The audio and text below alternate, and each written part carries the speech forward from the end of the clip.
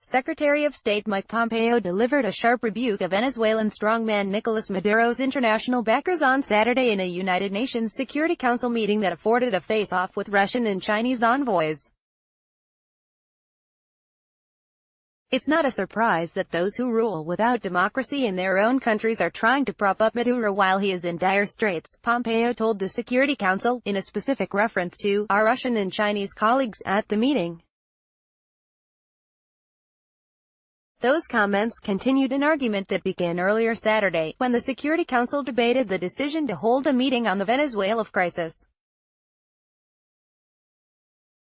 Russia kicked off the discussion by denouncing the meeting as an gross abuse of the Security Council by the United States, arguing that the crisis is an internal Venezuelan problem and that President Trump's team is unjustly threatening a foreign government. Pompeo dismissed that argument by referencing to the humanitarian crisis in the country, which is suffering from food and medicine shortages, along with the collapse of its currency.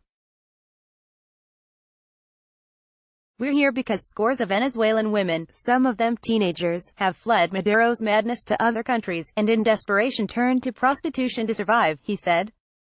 3 million Venezuelans have been forced to flee their homeland, thereby flooding the region and threatening international peace and security. Maduro's prisons are full of political prisoners unjustly behind bars, and the graveyards hold dissidents and protesters that have been killed by this regime. Russia's envoy characterized the Trump administration's actions as unceremoniously and in breach of all norms of international law, an attempt by Washington to engineer a coup d'état in Venezuela, an allegation that echoed Maduro's rhetoric throughout the crisis. Venezuela does not represent a threat to peace and security, Vasily Nebenzia, the Russian ambassador to the United Nations, said during the council meeting.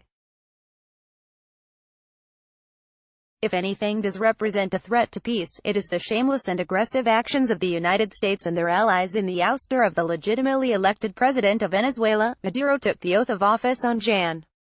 10, but the Organization of American States, an international organization comprised of 35 member states of the Western Hemisphere, from Canada to Argentina, voted that same day to not recognize the legitimacy of Nicolas Maduro's new term, because his victory was the result of an illegitimate electoral process. Trump recognized a prominent Maduro opponent, lawmaker Juan Guaido, as interim president on Wednesday.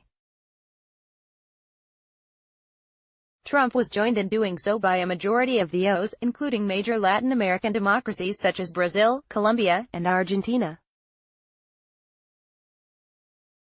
In that context, Pompeo tied Russian and Chinese decisions to the corruption of Maduro's regime.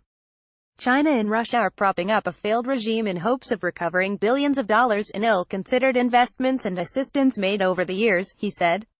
This money was never intended to help the Venezuelan people. It lined the pockets of the Maduro regime, its cronies, and its benefactors.